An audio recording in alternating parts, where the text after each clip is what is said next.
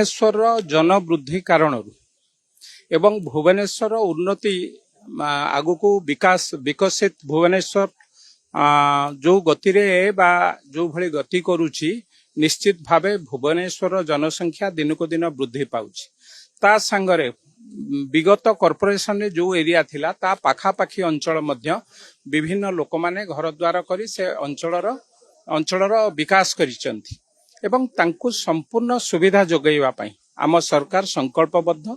तेणु जोठी जोठी आवश्यकता होउची विभिन्न पंचायत हो विभिन्न पंचायत को संलग्न वार्ड को संलग्न रहितबा एरिया निश्चित भावे आगामी दिन में वार्ड को बढ़िया पई चेष्टा करा जिवो एवं जोठी जोठी लोकंकर वृद्धि हेई सेठी घर द्वार निर्माण सरीची से अंचल को भुवनेश्वर कॉर्पोरेशन एरिया भितर भर्ती करबा पई स्थानीय लोक मध्य आम समस्त को निवेदन करथिले।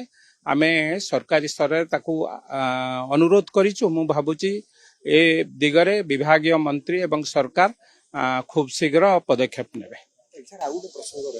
धर्मेंद्र प्रधान जेएनजी से समर्थन करते जेएनजी से पीड़ित कारण से किसी अराष्ट्र बा देश वैदेशिक शक्ति बाह्य शक्ति एक प्रकार मिसगाइड कर देखु जेएनजी होचंती ए देशर शक्ति जेएनजी होचंती आगामी विकसित ओडिशा विकसित भारत वर्षर श्रेष्ठ शक्ति।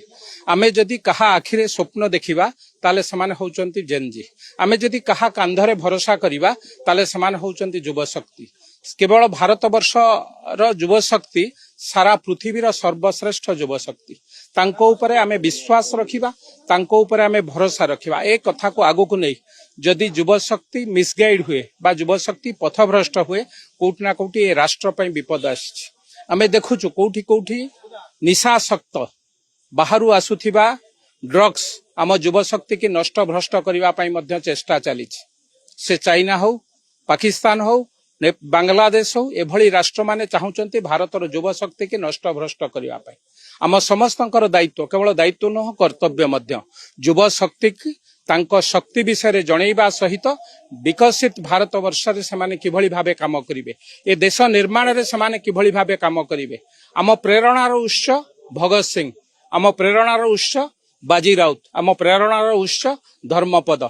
तेणु निश्चित भावे मु सबु युवा शक्ति के अनुरोध करी यही तीन जन भली नेतृत्व केवल यही तीन जन नुहे भारत वर्ष स्वाधीनता संग्राम रे यही बड़ी श्रेष्ठ युवा नेतृत्व माने तांकर जीवन व्यापी संग्राम द्वारा ए देश को एक श्रेष्ठ जगार पहुंचे। तेणु आम समस्तंकर दायित्व से भली जेएनजी माने आगामी भारत वर्ष निर्माण रे कामेरे लागिबे देश प्रेम रे उद्बुद्ध होई ए देश को एक श्रेष्ठ राष्ट्र परिणत करबा पई चेष्टा करिवे।